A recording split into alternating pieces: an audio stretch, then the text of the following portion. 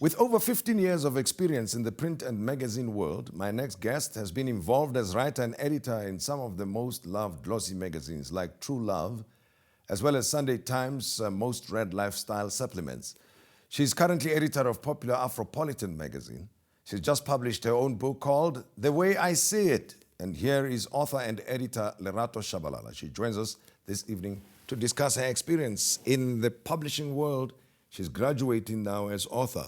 It's like a graduation, isn't it? It does feel like it. It totally feels like it. And welcome, by the way. Thank you very much. It's such an honor to be talking to you, Tim. And your career has taken you places. You even got an opportunity to be one of the Mandela Young Leadership Training Program. Yes, I was one of the first people who went. I went to what is considered one of the top 20 universities in America, which is the University of Notre Dame in Indiana. It was fantastic in 2014. It was brilliant. Now, you've been involved in publishing as a journalist as well as editor, but I read somewhere that you regard this, writing your own book, as something completely unexpected. I would take for granted that whoever writes somewhere harbors an ambition of becoming an author anyway. You know, I'm a magazine writer, and generally we're known to kind of think of ourselves as saving the world by writing one mascara feature at a time.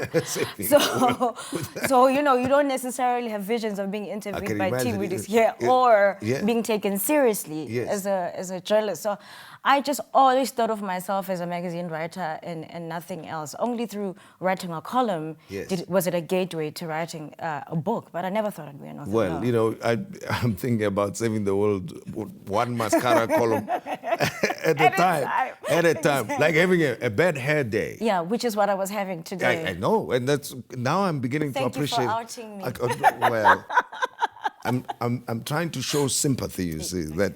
Can it be that serious, really, that a mascara problem or a hair problem can be such disastrous? But then it warrants a column, doesn't it? It does, and the beauty industry is one of the biggest industries in the world. Yes. And so there is a chapter in there about beauty and what we think and what we see, but it can be an incredibly political thing to do as well. So for the past 2 months before now, I wore a weave for the first time in my life. I'd never worn a weave before. I was just about to go there and say, you know, not so long ago, I would not have thought weaves matter. Exactly, and now Now there's movement, weaves must fall. Exactly. And then there's a counter movement, weaves matter. Exactly. It's a new movement. So I needed to be sort of an anthropological study for me.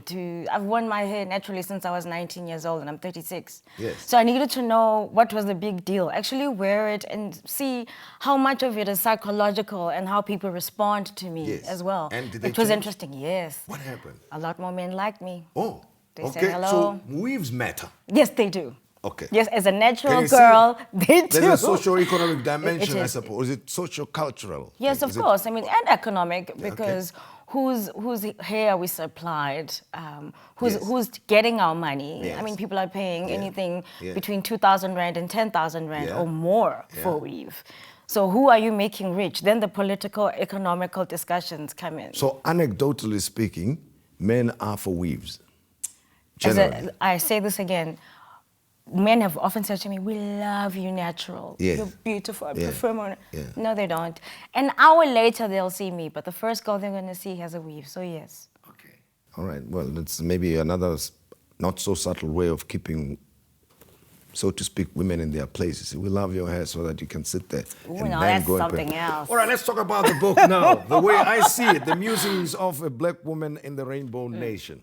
I noticed that the different topics that you cover, it's up to you type of thing. You know, it's freestyling, and you're not trying to focus on a particular theme, but just observe and express your opinions. Yeah, tell me. I think the thing that you're overlooking, Tim, is the fact that there's a huge warning sign outside that says guaranteed to offend.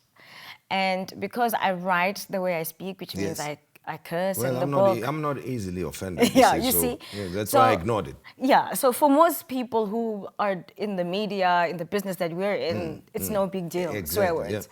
But there was a feeling when my book was sent out to the booksellers that they should be careful. There should be and others will just page through it and quickly put it down.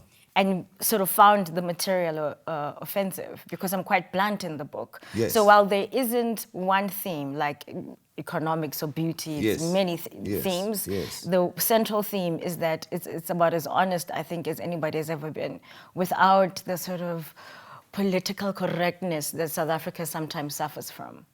Why is that, you think? I think it's the nature of where we come from. We've been taught that you do it politely and nicely, and then you go shout at home privately about what you think. So what I've done is say everything that we say in the privacy of our own homes. I've just been the sort of... Okay, let's deal with it the way you see it. A few topics. One that comes to mind, and it will speak to what I think about a lot myself. I am not sure what is the politically or culturally right thing to do when it comes to car guards. Oh. And you write about them in this book. Oh. Tell me. Car guards are, I feel very strongly about them, as you can see. Yeah. I do believe that it is nice for people to want to be employed in some way, to wake up in the morning and have a sense of purpose, right? Mm-hmm. However, if you point me to a parking spot, I end up with... You just pointed it to me. I saw it. And what am I tipping you for exactly? And with the person, if somebody comes with a gun, how are you going to necessarily protect me for 5 rand? So I just think they are superfluous and people are going to kill me. Did you tip car guards? It depends. If I live around the corner from that shopping mall, I'm sorry, Putin, not happening. You know, I don't know what to do. You go to a shopping mall, open parking space, no single car. You can choose from 200 spaces. Yeah. You park there, somebody comes.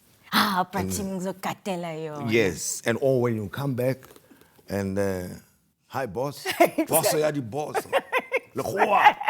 And then they follow you to your car. Exactly. What do you do now? In an open parking lot. Awkward. It is so awkward. I think if you help me with my bags, I always tip there. Yes. But I just find it's awkward. You pointed me to a space. You did nothing other than that. No thanks. But you know, Lerato, tell me, why does it, to me at least, it seems like we've got many more issues than ever before to contend with that get us so worked up, right? Yeah. Doesn't matter whether you're a man, woman, black, white, whatever. That, where does it end? What is your general view on race relations in the country? We can take a particular thing. Let's say in the workplace, being a black woman, you say you've reported to white males, for instance. Does that define you, and is it something that you've thought about and you've got a view on? I think sort of stupidly being idealistic, I thought that my skills alone would take me forward. That's not how the world works. Particularly the South African world does not work like that.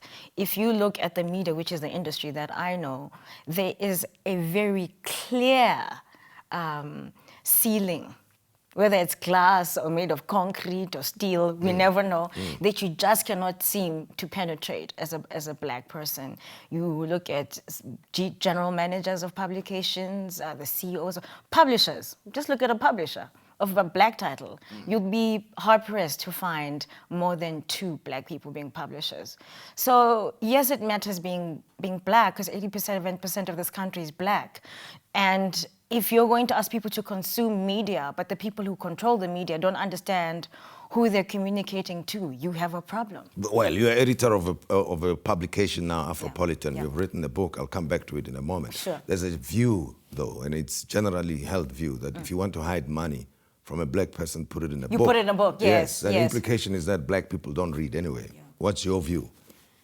Look, I think in South Africa, black people don't read because we have 3 types of books that are often out: memoirs, political books, or something that is a morph of the 2. It's very rare that you have a book just about life, you know, that's not a story.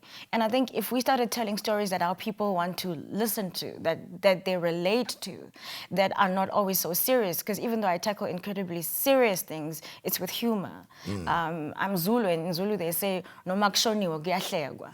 And black people, we are people of, we like humor.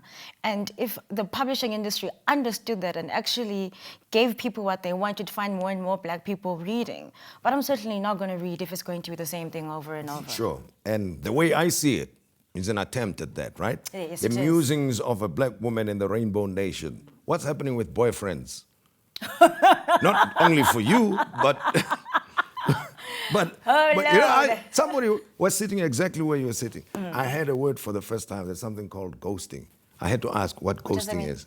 Apparently, boyfriends disappear and never say they are no longer involved. They're not coming back. They switch off phones. They don't return calls. And you've never had that experience, I can No, I have. But the biggest problem facing people now is the situationship. Okay. Which is somewhere There's between a new word for it. yes, Situationship. It's somewhere between a relationship and a situation. Yeah. So you never asked me if we're going out, but we've been on 3 dates. I've assumed, because you WhatsApp me every day, that we're together. But actually, we're in a situation. Okay. So you haven't officially said, be my girlfriend. Yes. We're just being seen publicly. Yes. That is the biggest problem facing women today. Why is it a problem? Because you then end up cyberstalking the guy. That's where cyberstalking comes from, because you need confirmation. Yes. Who's this other girl?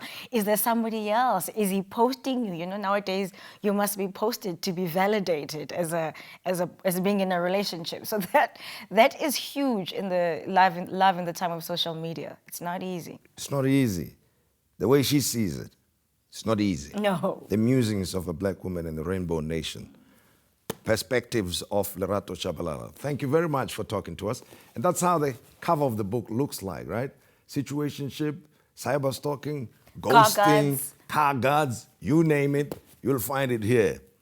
Blessers in here as well? Blesses? Unfortunately, I wrote this book a year ago, so the blessers and the blesses are not. But next one, perhaps? Next edition. Volume 2, Blessers and Blesses. Thank you very much. Thank you. It was such an honor, too. Much appreciated. Lerato Tshabalala is editor of Afropolitan, and I trust you enjoyed our interview and our show this evening. Please share your thoughts with us. Write to us at Tonight with Tim Modise. And from us, good night to you. I didn't even complete that. Tonight with Tim Modise at gmail.com. And good night.